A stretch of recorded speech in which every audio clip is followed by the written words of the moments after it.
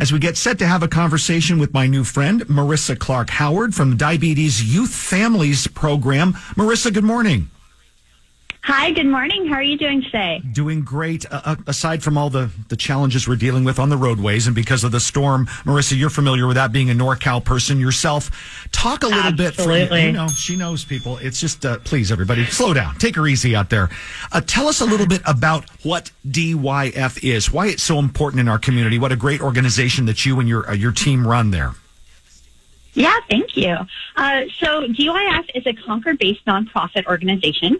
We offer life-changing community education support and programs to kids, teens, families, and adults affected by type 1 diabetes.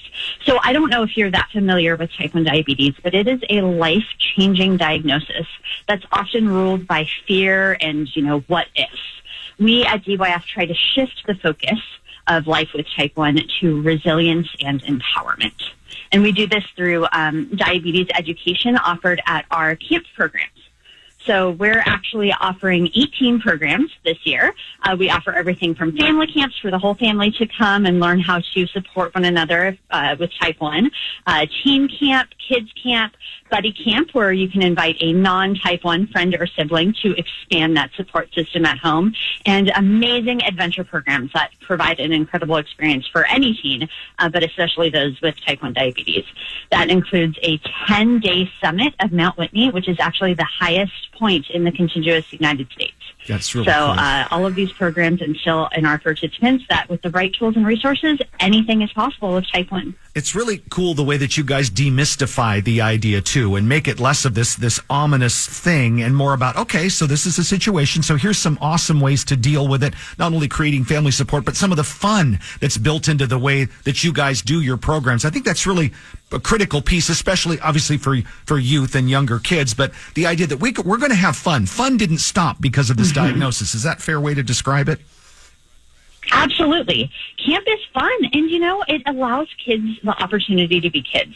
So often kids with type 1 are given all of these responsibilities and fears, and there's so much to have to check and control and watch, and kids get to be kids at camp. They get to just go and have fun and play in the pool and go play sports and all the stuff that kids should be able to do. Absolutely. So that's what we're here for. And to power the engine that is your organization, you've got a pretty cool fundraiser coming up that I know Doris Hobbs, who's been on our program before, a big fan of your organization, has talked about this upcoming DYF 2025 gala. Talk about this, Marissa, because this is a chance for people to really get involved and really make a difference. Absolutely. Well, first of all, we're so grateful for Doris and all of her support, and for her and for you inviting us on here to share about our gala. It's coming up on April 26th at the Ritz-Carlton, San Francisco, and it's our Share the Magic gala. So it's really all about sharing the magic, getting people involved at camp, getting people to support our campers.